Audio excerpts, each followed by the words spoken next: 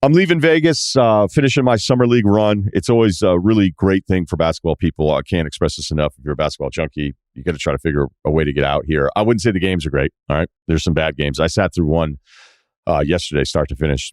Just an awful basketball game to watch. But if you're watching individual players and trying to learn about guys you're wondering, hey, is this guy ever going to figure it out? I saw a first rounder this week where I go, wow, I would decline his option by halftime. It's not happening for this guy. We'll see if I'm right or not. I'm not going to share the name. I don't want to be that negative. And then there's other players that you have some hope for, and you're going, oh, I'm starting to see some things. This guy's added this to his game if it's a second-year guy and all that kind of stuff. But there's one overriding factor here. And again, we just got done on Sunday doing the pod with Bill where we were doing the trade value chart. His rankings, he went 1 through 64 and then some honorable mentions of essentially the game of would you trade this guy for that guy and then put them in order. And Giannis being the one guy that you would say no to for every other player, which is the right answer. It's a lot of fun. He's been doing it a long time. And this feels like something, Cerruti and I have been talking about this, but we're watching the summer league games. We're texting each other back and forth. And I'm going, I can't believe how many bad teams I can't wait to watch play basketball. I can't believe the depth of talent. Even teams that I know probably have no chance of making the playoffs, they're going to be in the tier 1 of my league pass rotation. Possibly. Look at the 4 worst teams from last season. All right. The 4 worst records: Houston, Orlando, Detroit, Oklahoma City. I can't wait to watch all 4 of those teams, whether it's Orlando with Paolo and Franz, and then, what Suggs ends up being. And I don't want to run through every single roster and make sure I name every single player that's interesting, but it's the same thing with Houston, with Jalen and now Jabari. Tari Eason, who I definitely wasn't sure who he was as an offensive player. He's leading the summer league in rebounds right now for anybody that's played more than one game. Oklahoma City, it's a no-brainer with Chet, Giddey, Mann, SGA, Dort, the Jalen's, Usman Jang. And Detroit with Cade Ivey, a post-Colorado hangout, Sadiq Bey, and then Duren. Real side note here on Duren, not a knock at all, but one of the funny things about this experience for the players is they get to, feel what it's like. A little taste if you're a rookie and you're a higher draft pick, a taste of people paying attention to you, a taste of, interviews with ESPN and people caring in a level that maybe you've never experienced before. So it's a good way to break you in. Another thing for some of the top guys, you can already sit out games and miss them, getting you ready for when you sign a max deal, you decide to not play a ton of games. That's a joke. Duren, I think they beat the Wizards, and again, this is not a criticism of a young kid being interviewed by ESPN, probably for the first time ever since the draft, which is a totally different vibe, but you're trying to say all the right things and you don't want to say anything wrong. And they were like, what'd you think? And he's like, man, we just, that's a great team over there. You're like, Wizards Summer League team? Is that team great? Maybe I'm being unfair, but I'm also pointing out that, whatever. It made me laugh because I thought it was a little funny. So that's kind of the point of this whole thing of watching these bad teams and going, has the league ever been this deep? It doesn't feel like it. It feels a little prisoner-y of the moment-ish, if I can kind of just combine that whole phrase. We do make mistakes in the moment of going, I don't know, the league has ever been this deep, but I don't think the league has ever been this deep.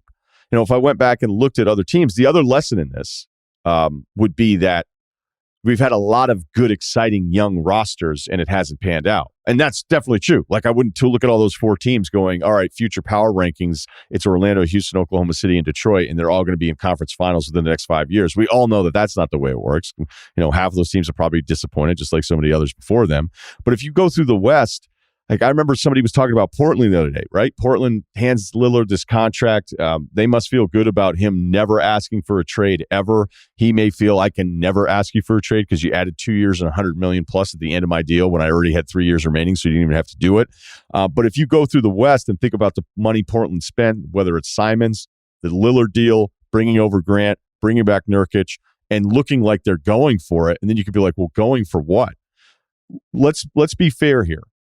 Let's rank the teams ahead of Portland here in the West as of right now. And I'm not saying Portland shouldn't have done the stuff they've done. They've clearly decided, all right, we sort of tanked at the end of the year last year because Dame wasn't playing. But if Dame is playing, we're going to try to do whatever we possibly can to be competitive. And we know some of these teams in front of them are going to get hurt anyway. Who knows? Maybe it's Portland. But Golden State, yes. Phoenix, as we wait for this Ayton to Pacers deal, I don't know. We'll have to see what Phoenix is going to look like, but I don't think they're going to suck, of course. That would be ridiculous to say. Memphis, Dallas, Denver. I think healthy Denver I'd put ahead of Dallas. Healthy New Orleans I think I'd put ahead of Dallas. But New Orleans, who knows? Their ceiling could be terrific if they all figure it out and they're healthy. Minnesota, both LAs, not 100% sure what to do. But I think a better Anthony Davis and even an aging LeBron is ahead of Portland. So Portland's looking at what? 9th, 10th? Again, knowing that somebody in front of you, a couple of those teams could be hurt, but you can't just bank on somebody else being hurt while you bank on yourself being healthy, because that's not fair either. So when you think of the depth just there of the West alone, in a team like Portland who thinks, hey, we're a playoff team. When we had everybody here, we had a decent playoff run that one year. Like, why can't we do that again? I don't know that they can. I mean, they feel like a playing team right now, but it also speaks to the depth. But as I was touching on some of the younger rosters with this, and I could probably do this all day. I could go back to some of those Wizards teams 20 years ago and be like, look at the future. The future's bright. Like, remember they played Chicago for our older listeners and they got swept in the first round of best of 5 game series, and you were left thinking like, man, they hung in there with the Bulls in those 3 games. Look out, Wizards. The Timberwolves have done this a couple different times. The Marbury KG thing. I think Barkley and the Rockets beat them in the late 90s in the playoffs one time, and then Barkley afterwards was like, those guys are next. No, they're not. So it does happen. Minnesota actually, and I don't like when people talk about tanking when tanking doesn't work for their team, and they're like, well, tanking doesn't work. Well, it's a completely flawed statement. Nobody's sitting here. No one who does this for a living is guaranteeing that tanking works for you. It just gives you a chance, just like every other thing, right? Minnesota, going through what they went through when they ended up with Wiggins and Towns, on paper a couple years ago, you're thinking this is why you don't win games, because now you've built your team around these 2 guys and you have a real chance. Wiggins was disappointing. Towns, maybe it took a little bit longer. Maybe there's still some limitations there with Towns. But Minnesota got to a place after they went through the disappointment of thinking they had the 2 anchors to build around here. And that was with a little flirtation with Butler, who clearly didn't want to be there long term, because I think it had more to do with the contract than it was his teammates. So Butler was on his way out. I was looking at top young cores. There was a power rankings of young cores. I think I went back to 2015 to look at this, and Utah was ranked number 1. And you're probably thinking, well, hey, Mitchell, Gobert, not a bad ranking, maybe a little high. This is before Mitchell ever got there. The names that we had that put together this young core in 15 as the best future for any team in the NBA was Trey Lyles, Dante Exum, Trey Burke, Rodney Hood, Favors, and that was with Gobert and a very still young and healthy at this point, Gordon Hayward. It worked out for Utah, but not because of any of those pieces, because, hell, they lost Hayward for nothing on top of everything else. Oklahoma City in 2012, probably one of the best young cores we've had in the modern era. KD, Westbrook, Harden, and Serge. A terrific job by Presti putting that together, knowing to grab Serge. Durant was a no-brainer at that point, being aggressive with the Westbrook part of it. And then Harden, who wasn't a no-brainer pick either at that time, because you were kind of like, is this guy actually going to be athletic enough? They make it to the NBA Finals, they lose to the Heat, and then because they weren't, this is the part about the Harden thing and that's never been, when I see people try to beat up on Harden, who would ever do that? And they'll be like, well, he's always asking away from teams. Him wanting out of Oklahoma City to make more money, that was fine. I mean, he did the right thing, and he got his own team, and he became a much better player, I think, than a lot of us thought he could be coming out of the role that he had in Oklahoma City. But what was so short-sighted is that the Thunder let him bounce, not factoring in any of the new TV revenue that would have made Harden's contract, laughable to move on from. So he made a little bit of extra money. The pieces coming back, historically were not very good for Oklahoma City, but that's the best example of a young core that would get you so excited that actually won some games and got themselves to an NBA Finals. And who knows what would have happened in 16 had they not blown the 3-1 lead. Would they have beaten Cleveland in 16 in the NBA Finals? I don't know. I think Iguodala, I forget who, somebody had said it later on. They're like, oh, Oklahoma City actually would have beaten Cleveland. Super easy to say for something that was never going to happen. Philadelphia is a weird example of the plan didn't really work, yet they're still kind of in the mix. But I don't know how much it had to do with Hinkie. Hinkie was smart enough to take Embiid third when people were worried about his medicals.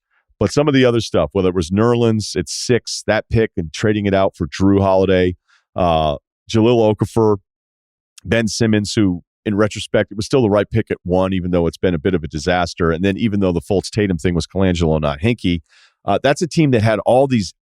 If they had hit on one of those other assets, whether it was the Okafor year or taking Tatum instead of Fultz, some of the other stuff that ended up going wrong, I wonder how much better positioned they would have been. I mean, honestly, Tatum with Philadelphia, if they just stayed at number 3 and taken him, I don't want to guarantee rings, but it would change the fortunes dramatically of 2 teams because Boston wouldn't even be in the conversation.